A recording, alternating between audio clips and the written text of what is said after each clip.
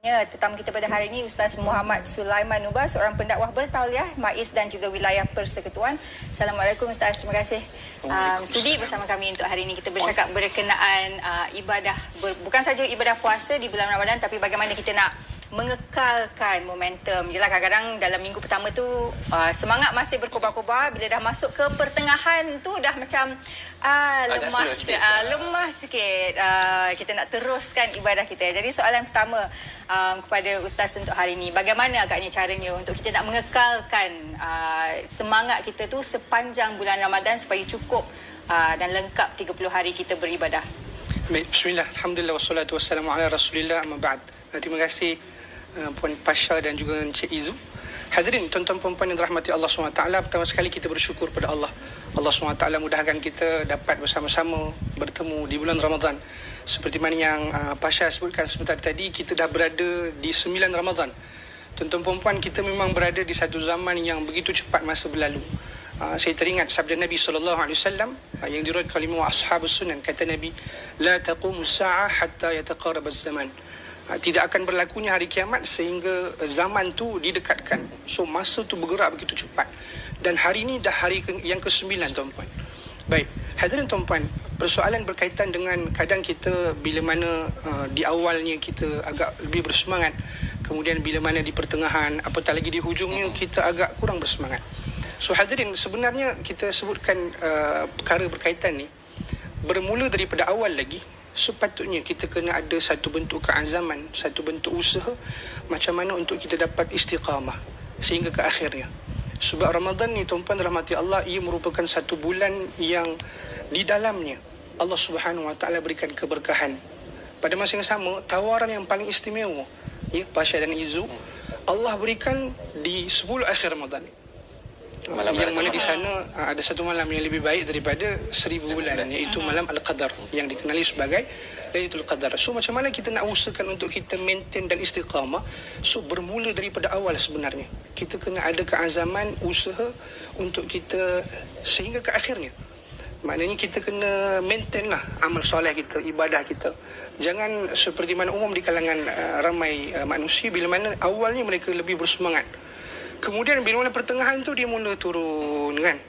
So daripada awal kita kena ada keazaman, usaha, dan tak dapat tidaklah tuan-puan, kita kena mohon doa. Semoga Allah Ta'ala tetapkan hati kita, semoga Allah mudahkan kita dapat istiqamah. Baik Ustaz, di bulan puasa ni kita tahu amalannya berlipat ganda. Dan bulan puasa ni khususnya bulan untuk kita beribadah kepada Allah Subhanahu Wa Taala. Banyak amalan-amalan sunat yang boleh kita lakukan, tapi dalam masa sama kita tak boleh lupakan bahawa mungkin ada antara kita yang amalan-amalan wajibnya tertinggal, perlu digantikan. Jadi adakah di bulan puasa ini, selain daripada contoh kita ambil situasi solat tarawih, kita menggantikan solat tarawih itu dengan kita membuat solat-solat ganti, solat qada, boleh ataupun tidak? Baik, persoalan yang sangat menarik sebenarnya. Hadirin tuan-puan, Ramadan Al-Mubarak satu bulan yang sangat istimewa yang Allah Ta'ala fardukan berpuasa di dalamnya. Baik, so ada di antara amalan-amalan yang memang istimewa hanya ada di bulan Ramadan. Sebagai contoh, salatul tarawih, yang merupakan di antara bentuk solat malam Nabi SAW yang hanya di bulan Ramadan Nabi awalkan.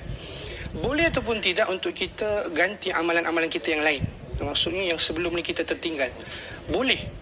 Bahkan memang lebih utama untuk kita ganti. Contohlah salat kan, kita ganti salat kita. Mungkin kita sebutkan amalan-amalan yang lain yang kita pernah tertinggal sebelum ni, so kita boleh ganti. Cuma jangan kita abaikan amalan-amalan yang khusus yang hanya ada pada bulan Ramadan Al-Mubarak. Khasnya kita sebutkan solat tarawih lah. Cuma Izu, saya nak menarik perhatian tuan-puan semua, dalam bulan Ramadan ni ramai juga di antara kaum muslimin yang kadang terlepas pandang berkaitan keutamaan fardu berbanding sunat. Berapa ramai di antara kaum muslimin tuan-puan yang mereka itu sangat bersungguh-sungguh menjaga solat tarawih mereka. Pada masa yang sama mereka tak tekankan untuk jaga solat fardu. Sedangkan tuan-puan, amalan fardu ni sampai bila-bila ia akan lebih afdal berbanding amalan sunat.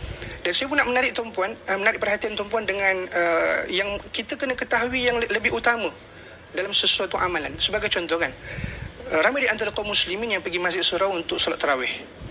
Selepas solat fardu Isyak, mereka duduk sahaja, kemudian mereka menantikan solat sunat tarawih.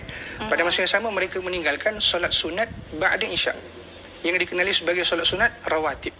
Solat sunat rawatib ni, Izu, Pasha, lebih afdal berbanding tarawih sebenarnya. Sebab ia memang suatu amalan yang bukan sahaja di bulan Ramadan. Ia memang amalan yang kita memang telah laksanakan sebelum ni. So, jawapan dia ataupun respon saya kepada persoalan tu adalah kita boleh juga ganti solat kita sebagai contoh lah. Maknanya solat tu memang yang kita, contoh kita pernah tinggal solat, so kita boleh qada solat kita.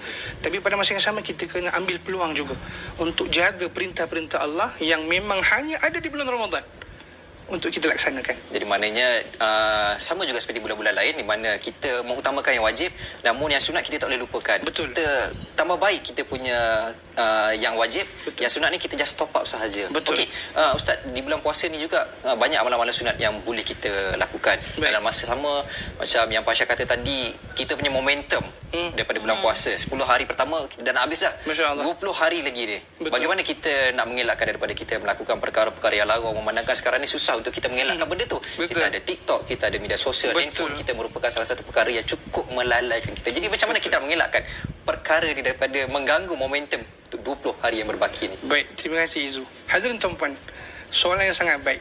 Hadirin, kita memang berada di satu zaman yang penuh dengan cabaran.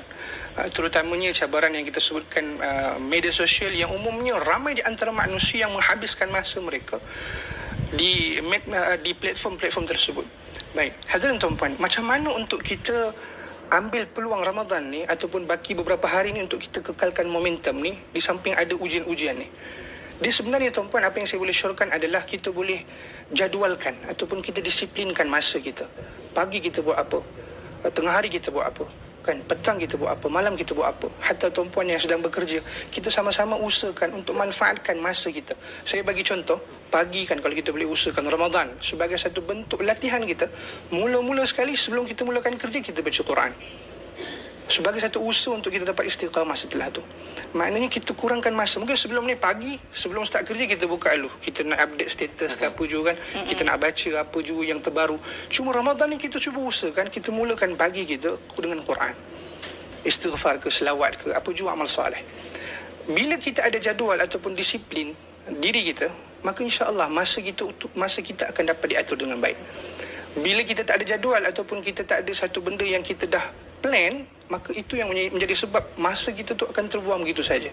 Hadirin dirahmati Allah, dalam Quran Allah Ta'ala sebut berkaitan Ramadan ni, ayyamam ma'dudat. Ramadan ni tuan-puan merupakan hari-hari yang berbilang-bilang. So hari ni hari yang ke-9, esok hari yang ke-10, begitulah seterusnya.